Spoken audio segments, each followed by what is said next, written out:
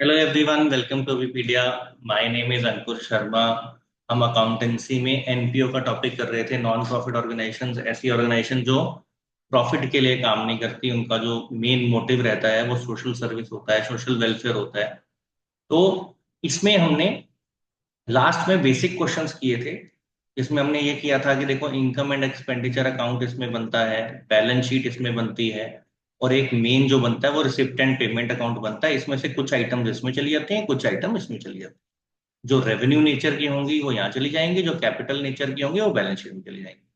But मैंने आपको बताया था कि इसमें क्या होता है, इसमें जो है कुछ चीजें, कुछ आइटम्स जो है ना, जो हम इसमें डालते हैं इसकी बैलेंस शीट में और इनकम एंड एक्सपेंडिचर अकाउंट में, वो नॉर्मल जो हम करते हैं, नॉर्मल जो हम बैंकिंग कंपनी के अकाउंट्स बनाते हैं, इंश्योरेंस कंपनी के अकाउंट्स बनाते हैं, किसी और कंपनी के अकाउंट्स बनाते हैं, तो उनसे इसमें जो चीजें आती हैं वो जो है वो डिफरेंट रहती हैं।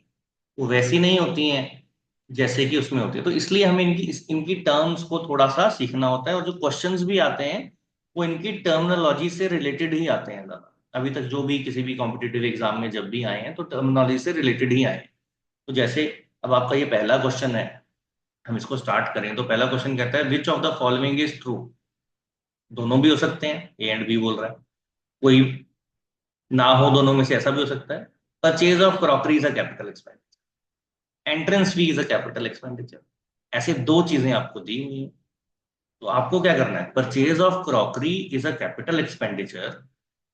अब परचेज कर रहे हैं, एक्सपेंडिचर है, तो आपको देखना है रेवेन्यू एक्सपेंडिचर है या कैपिटल है। अगर आपको ये पता है तो आप कर पाएंगे, कैपिटल है। वैसे इसमें ये कैपिटल रिसिप्ट पूछ रहा है, तो अगर आपको पता है रेवेन्यू रिसिप्ट है या कैपिटल रिसिप्ट है, तो इनके जो फंडे होते हैं, जो बेसिक रहता है वो वही रहता है जो हमने नॉर्मल फाइनेंशियल अकाउंटिंग में किया हुआ है ना। कि रिसिप्ट जो कैपिटल नेचर का हो, चाहे वो एक्सपेंडिचर हो चाहे वो रिसिप्ट हो, वो क्या होता है, उसकी क्या खास बात होती है, एसेट एंड लाइबिलिटी में चेंज लाता है वो कुछ ना कुछ।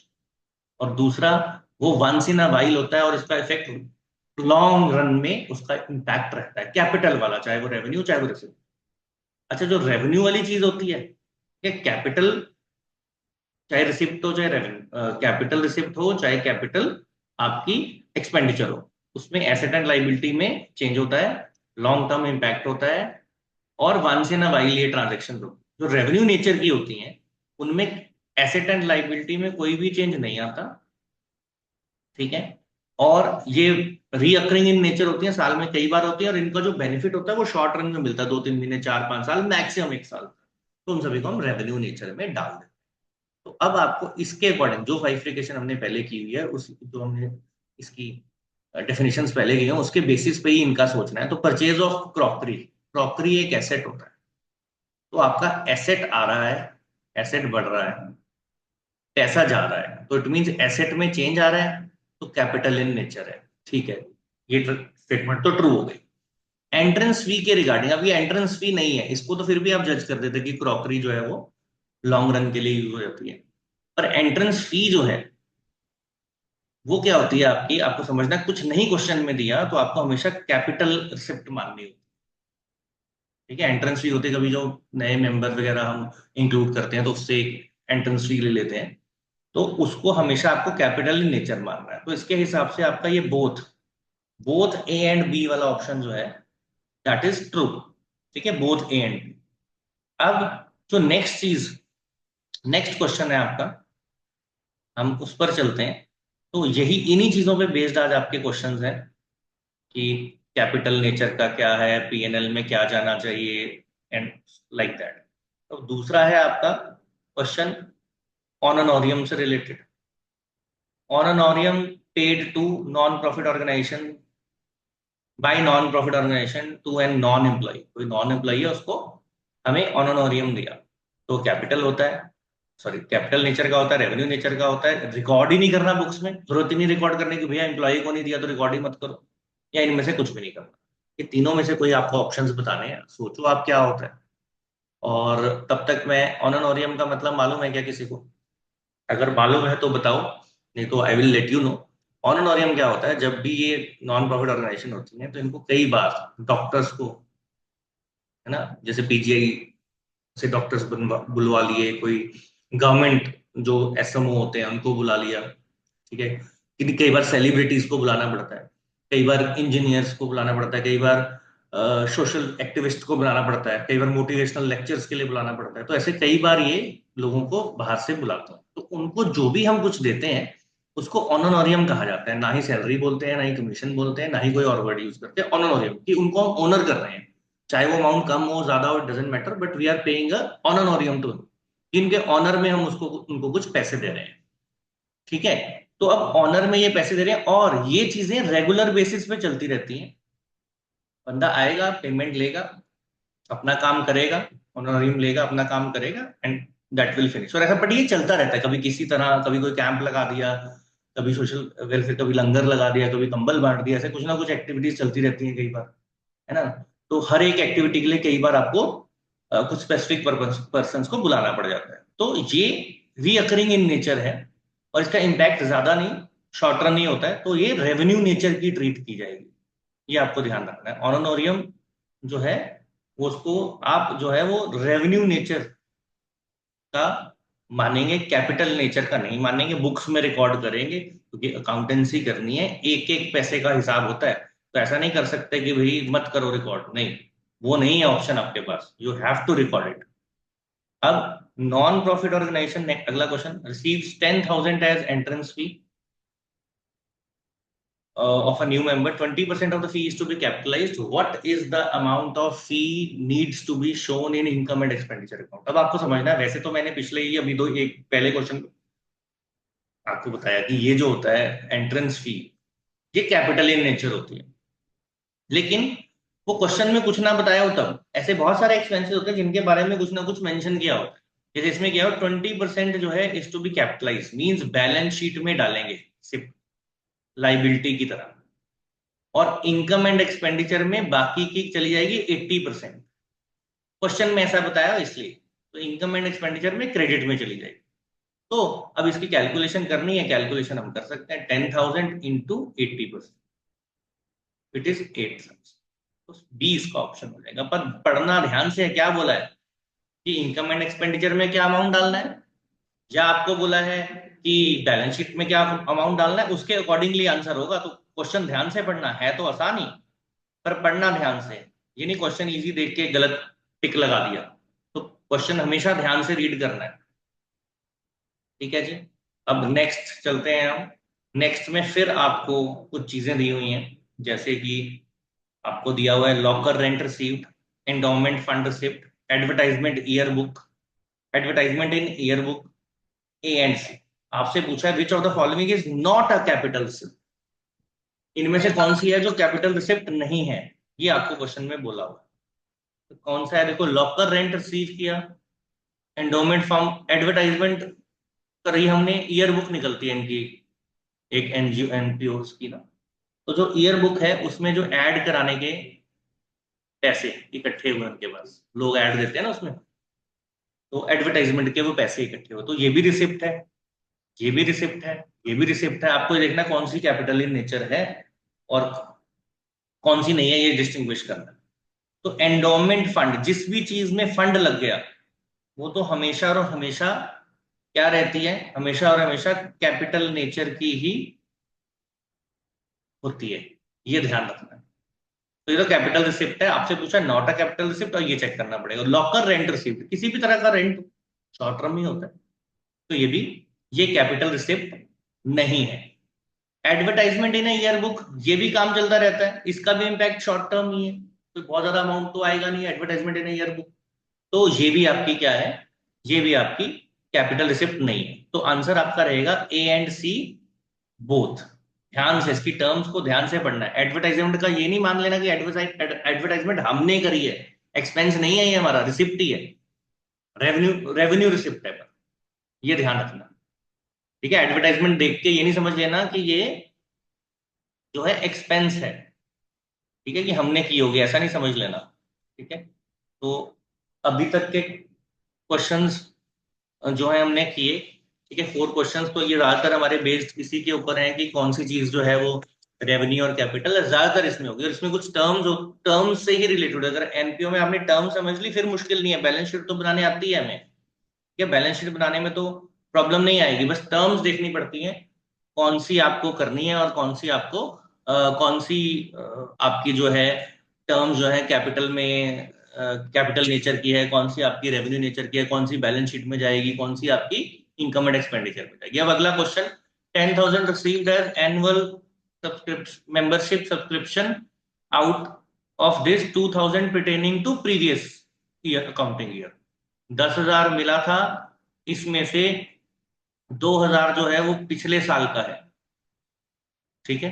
तो पिछले साल का है माइनस कर देंगे, हम अक्रूवल बेसिस ऑफ अकाउंटिंग करते हैं, तो जो इस साल से रिलेटेड चीज होगी वही आएगी, क्योंकि एंड में क्या बोला है, calculate amount of subscription that will be shown in income and expenditure account for this accounting year. ठीक है, इस साल की अकाउंटिंग के लिए हम क्या शो करेंगे, सब्सक्रिप्शन का account income and expenditure account के अंदर क्या, हाँ क्या शो करेंगे सब्सक्रिप्शन अकाउंट, ये पूछा। तो इनकम एंड एक्सपेंडिचर में कौन सा शो करेंगे, जो इस ईयर से रिलेटेड होता है, इस ईयर का है वो शो करेंगे। तो इस ईयर का है, तो इसमें क्लियरली बता दिया 10,000 तो है, 10,000 में से मिला है, 10,000 में से 2,000 तो पिछले साल का है, तो इसको कर दो माइनस। ठीक है, और सब्सक्रिप्शन जो होती है एनुअल मेंबरशिप सब्सक्रिप्शन, ये मेजर इनकम होती है किसी भी नॉन प्रॉफिट ऑर्गेनाइजेशन की, ये मेजर इनकम रहती है। ठीक है, तो आउट ऑफ दिस ये तो हो गया हमारा। फिर आ गया whereas 1,000 is receivable at the end of the current accounting year. इस साल के एंड में रिसीवेबल है, अभी भी 1,000 मिला नहीं है। अब 1,000 मिला नहीं है लेकिन वो है तो इसी साल का, तो इसी साल का है तो उसको ऐड कर देंगे इसमें।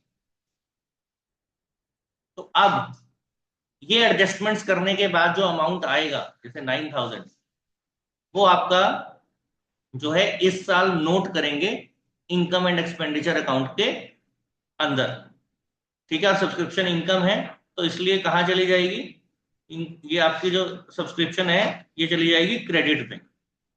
ठीक है जी, ये आपका फिफ्थ क्वेश्चन था। अब हम चलते हैं अपने नेक्स्ट क्वेश्चन पे। ध्यान रखना इसमें ऐसे ज्यादा मुश्किल और इनडेप्थ क्वेश्चन नहीं आते हैं, ये मैं आपको बार बार कहता हूँ, और बार बार आपने इस चीज का ध्यान भी रखना है, बहुत इनडेप्थ नहीं आएगा।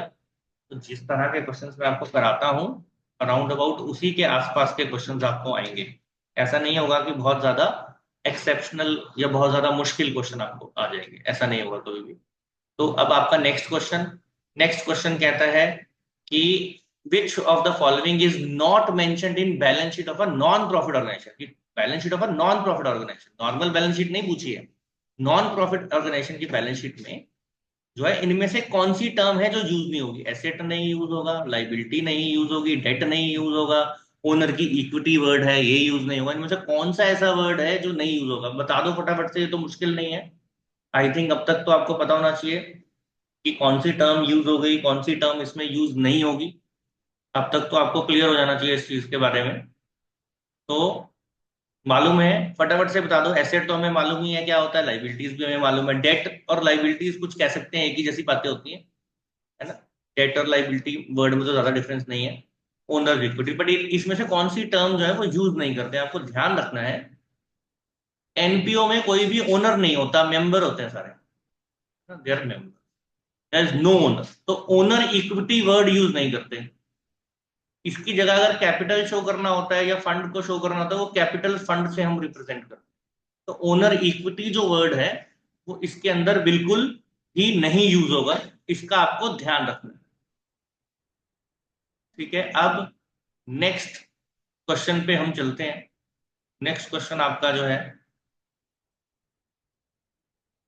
That is life membership of ₹2 lakh, life membership of ₹2 lakh is received, the entry is, इसकी एंट्री क्या है ये बताना आपको, एंट्री मीन जर्नल एंट्री बताना।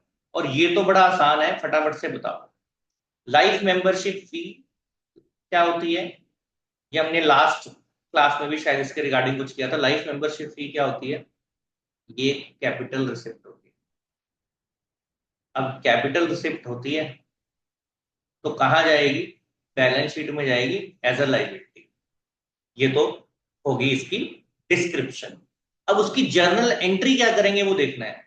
कैश डेबिट हो जाएगा, कैपिटल क्रेडिट हो जाएगा, लाइफ मेंबरशिप डेबिट हो जाएगी, कैश क्रेडिट हो जाएगा, इन्वेस्टमेंट डेबिट हो जाएगी, कैश वाली इन्वेस्टमेंट की तरह इसको ट्रीट करें, ठीक है। और कैश जो है वो डेबिट होगा और लाइफ मेंबरशिप फंड ट्रेड होगा। एंट्री तो देखो बड़ी सिंपल है, ये तो हमें पता ही है कि कैश डेबिट में जाएगा क्योंकि कैश हमें रिसीव हो रहा है। लाइफ मेंबरशिप हमारे क्लब की लिया हमने, कहीं पे नहीं लिखा है क्लियरली रिसीव, तो कैश रिसीव होगा तो डेबिट में जाएगा। तो दूसरी चीज जो है वो क्रेडिट में जाएगी, वो क्या है ये देखना आप। तो वो होगा life membership fund account. Fund word use कर लेंगे, life membership fund, life membership नहीं यूज करेंगे, बस ये ध्यान रखना life membership fund account use होगा। तो आपका ऑप्शन रहेगा डी, ठीक है। तो जर्नल एंट्री तो मुश्किल नहीं थी, आप शायद कर लेते, बस ये देखना है कि क्रेडिट डेबिट का तो पक्का पता है कि कैश ही आएगा, बस क्रेडिट में क्या जाएगा ये आपको देखना था इसमें, ठीक है। अब एक सेकंड वेट, एक मिनट स्लाइड चेंज हो जाए तो आपको तब तक ध्यान रखना है जो नॉन प्रॉफिट ऑर्गेनाइजेशन रहती है, तो नॉन प्रॉफिट ऑर्गेनाइजेशन का क्या काम है। ये प्रॉफिट के लिए नहीं काम करती है, ये किस चीज के लिए काम करती है, ये सर्विसेज प्रोवाइड करने के लिए काम करती है। ये इसकी एंट्री होगी, देखो ज्यादा आगे चले गए। कौन सा क्वेश्चन था हमारा? हाँ ठीक है, सिक्स के बाद के हम सेवंथ हो गया हमारा, है ना? ठीक है। आई होप अभी तक के क्वेश्चंस में कोई डाउट नहीं होगा आपको। और एनपीओ से रिलेटेड देखेंगे एक और ही क्लास की, वैसे तो जरूरत नहीं है बट फिर भी अगर आपको लगता है तो मुझे बता देना, तो एक बार दोबारा मैं आपके लिए कुछ क्वेश्चंस और ले आऊंगा एनपीओ से रिलेटेड। अदरवाइज बेसिकली इससे ज्यादा कोई मुश्किल क्वेश्चंस नहीं आएंगे, ज्यादा से ज्यादा सब्सक्रिप्शन से रिलेटेड आ सकता है। तो आपको फाइनल अकाउंट्स अगर अच्छे से आता है तो जैसे एडजस्टमेंट्स फाइनल अकाउंट में की जाती हैं, जैसे फाइनल अकाउंट में जो चीज बैलेंस शीट में जाती है, कौन सी चीजें जो है वो आपकी जो एंट्री जो बैलेंस शीट जो है वो तो वैसे ही बनती है जैसे उसमें बनती है, टर्म्स थोड़ी अलग होती हैं। यहाँ पे जो है आपका प्रॉफिट एंड लॉस या ट्रेडिंग अकाउंट की जगह income and expenditure account, but बाकी सारा फंडा फाइनेंशियल स्टेटमेंट जैसा ही, फाइनेंशियल अकाउंट्स जैसा ही रहता है, कोई डिफरेंस नहीं होता। अब देखो ये अगला question, legacies will be treated as, legacies जो है वो कैपिटल रिसिप्ट होगी, कैपिटल पेमेंट होगी, रेवेन्यू पेमेंट होगी, रेवेन्यू रिसिप्ट। तो लेगेसीज है क्या? अगर आपको इस वर्ड का मीनिंग मतलब पता है तो आप आंसर कर सकते हो, अगर मतलब नहीं पता है, अगर पता है तो बताओ, जिनको नहीं पता है वो फिर मैं जब अभी बताऊंगा तो आपको क्लियर हो जाएगा। तो लेगेसीज बेसिकली है क्या? लेगेसीज प्रॉपर्टी भी होती है, कैश भी हो सकता है, मतलब डोनेशन, बेसिकली डोनेशन होती है प्रॉपर्टी में, या प्रॉपर्टी भी डोनेट कर सकता है कोई बंदा, कैश भी कर सकता है, लेकिन उसके डेथ के बाद कैसे डोनेट करेगा जब डेथ हो गई? थ्रू हिज विल, उसकी वसीयत से, वसीयत में लिख जाएगा कि मेरी डेथ के बाद इतने पैसे इस इंस्टीट्यूशन को दे देना, या ये लिख जाएगा कि ये प्रॉपर्टी जो है मेरे मरने के बाद जो है वो इस इंस्टीट्यूशन की हो जाएगी। तो ये जो होता है ये आपका लेगेसी वर्ड का मतलब होता है। तो अब आप इसी से समझ गए, प्रॉपर्टी मिलेगा या हैवी पेमेंट मिलेगा या थोड़ा पेमेंट मिलेगा, थोड़ी प्रॉपर्टी मिलेगी या ज्यादा प्रॉपर्टी मिलेगी, तो वो रहेगी क्या? तो हम कैपिटल रिसिप्ट ही मानेंगे। तो ये ध्यान रखना, लेगेसीज जो है वो कैपिटल रिसिप्ट मानेंगे उनको हम लेगेसीज को, ठीक है। तो लेगेसीज हमारी क्या होती है? कैपिटल रिसिप्ट होती है। अब तो कैपिटल रिसिप्ट है आपकी, तो जाएंगी कहाँ? बैलेंस शीट में जाएंगी लाइबिलिटी की तरह, ठीक है, लाइबिलिटी, क्योंकि जो भी बंदे ने हमें डोनेट किया है तो उसने हमें किसी पर्पस के लिए किया होगा या कुछ रीजन बताया होगा, ठीक है, तो हमें उसके अकॉर्डिंग ही चलना पड़ता है। तो ये लाइबिलिटी है, लाइबिलिटी है, और बैलेंस शीट में हम लाइबिलिटी की तरह इसको ट्रीट कर देंगे। अब नेक्स्ट क्वेश्चन आपका, investment in sinking fund, investment in sinking fund ₹22 lakh by a non profit organization is liability है, एक्यूमुलेटेड फंड है, एसेट है, इक्विटी है, ठीक है। इनमें से क्या है ये आपको बताना है,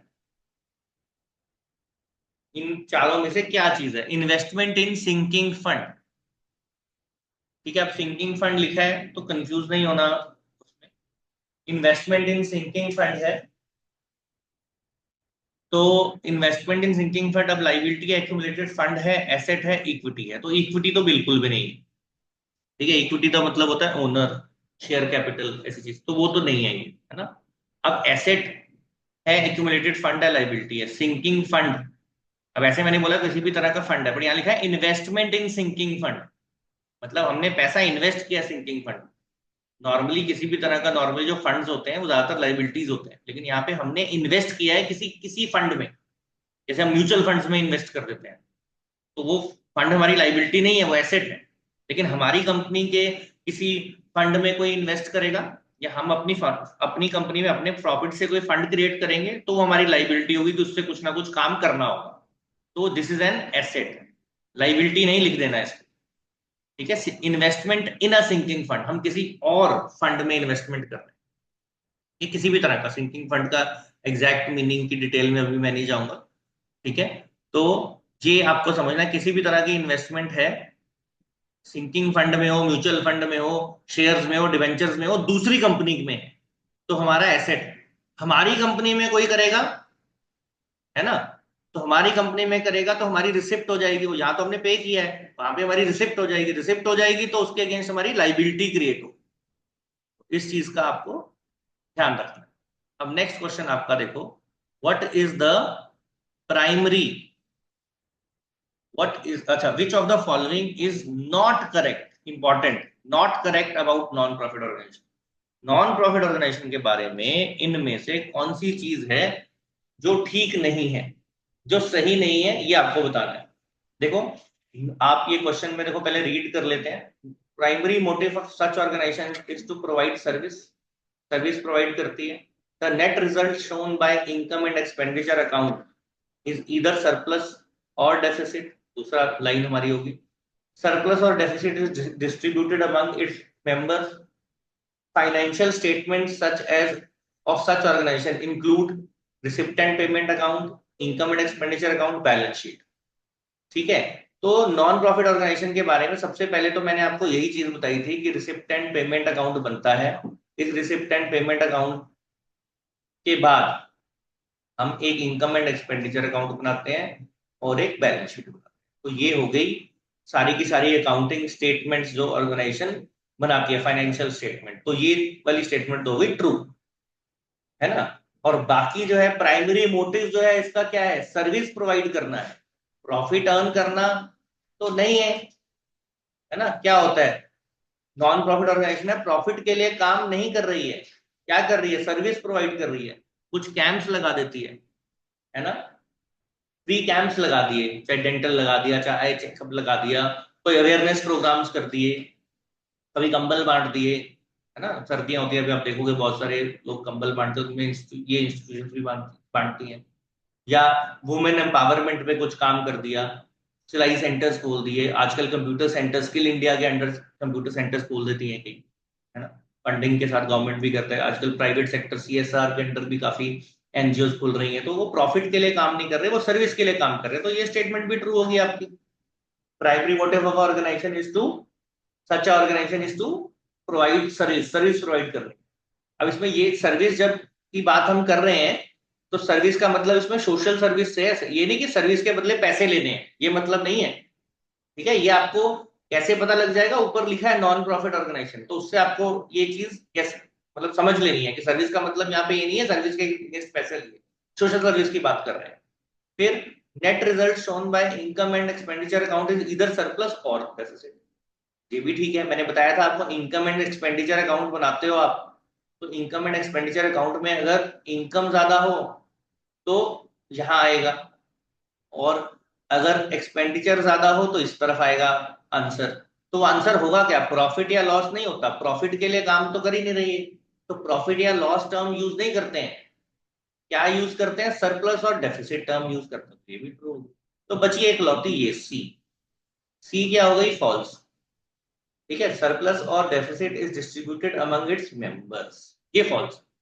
भाई मेंबर प्रॉफिट के लिए तो काम करना ही नहीं, तो हाँ सरप्लस या डेफिसिट कुछ हो जाता है तो मेंबर में थोड़ा ना बांट देंगे, क्या करेंगे उसका, कैपिटल फंड जो होता है इसका, कैपिटल फंड में से क्या करेंगे, या तो प्लस कर देंगे या माइनस कर देंगे। मींस अगर सरप्लस है तो कैपिटल फंड में ऐड कर दिया जाएगा, जैसे कि प्रॉफिट होता है तो कैपिटल में ऐड कर देते हैं हम, नेट प्रॉफिट होता है कैपिटल में ऐड कर देते हैं। सिमिलरली लॉस होगा, इसमें लॉस तो होगा ना, इसमें डेफिसिट होगा, डेफिसिट होगा तो उसको हम माइनस कर देंगे।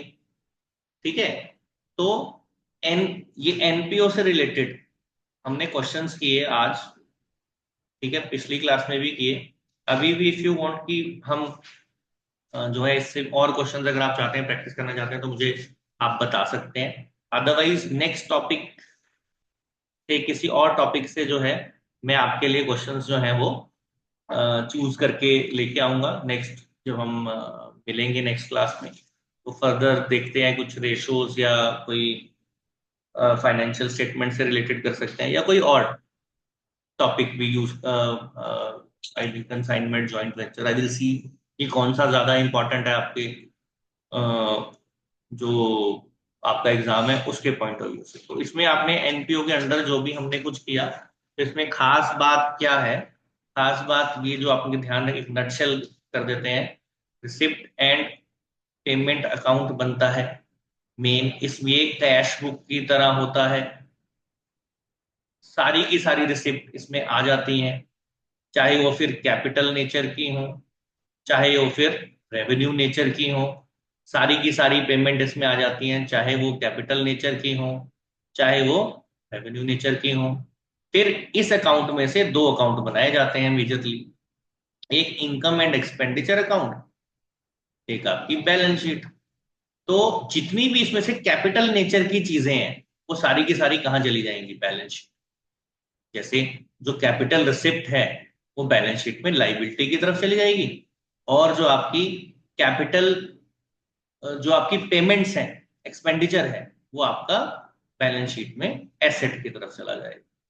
ठीक है, और जो रेवेन्यू रिसिप्ट्स हैं वो इनकम यानी कि पीएनएल में, सॉरी पीएनएल में नहीं, इनकम एंड एक्सपेंडिचर अकाउंट में कर दी जाएंगी क्रेडिट।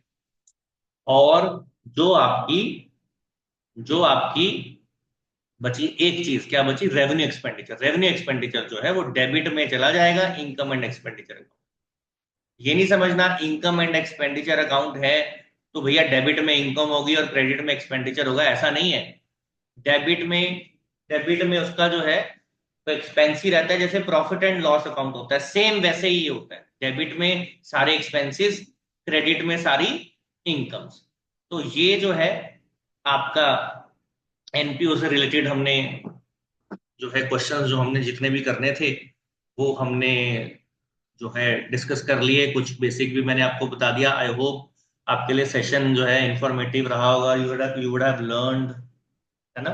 और जो भी अपनी प्रिपरेशन रखोगे वो इसी जिस तरह के क्वेश्चंस मैं कराता हूँ उसी के आसपास आपने रखनी है, ज्यादा इन डेप्थ नहीं जाना है, मैं बार बार आपको बोलता रहता हूँ। तो नेक्स्ट क्लास में फिर हम मिलेंगे। Thank you very much for today.